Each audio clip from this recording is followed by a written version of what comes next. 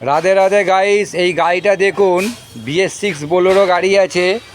এই গাড়িটার অবস্থা দেখুন, মানে ড্রাইভারকে ধন্যবাদ দিতে হবে। ড্রাইভারটা গাড়ি পরিষ্কার করতে করতে দেখছে একটা দুটো তিনটে বেলেট ভেঙে গেছে।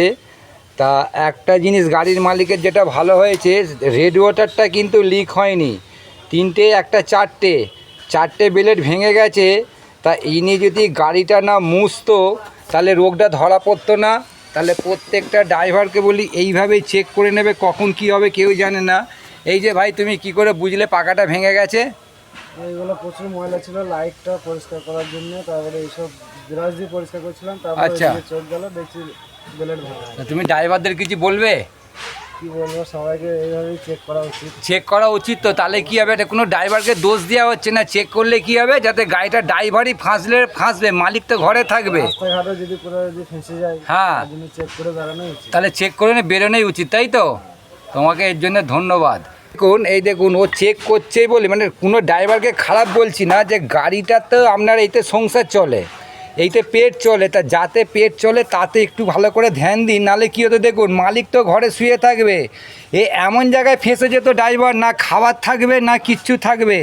অতএব কিছুই নয়, কিন্তু রেড ওয়াটারটা বেঁচে গেল, তাহলে কী হলো, ও কতটা সেভ করলো মানে এইটা কী হতো, যা গরমকালে যা এরপরে যে আরও গরম পড়বে, তাহলে কি তো গাড়িটা হিট হতো, রোগ ধরা পড়তো না। আমরা তো দেখতাম, মানে ও বলতো গাড়ি গরম হচ্ছে, আরও কিছু দেখা হতো, কিন্তু পাখাটা যে ভেঙে গেছে, উনি যে মুছতে দেখেছে কটা ভেঙে গেছে দেখুন, একটা দুটো চারটে পাঁচখানা বেলেট ভেঙে গেছে। তাহলে 5টা বেলেট ভেঙে গেলে কি গাড়ি গরম হবে না? কিন্তু ও মুছতে রোগটা ধরে নিয়েছে। এর জন্যে ড্রাইভার সাহেবকে অসংখ্য ধন্যবাদ। রাধে রাধে।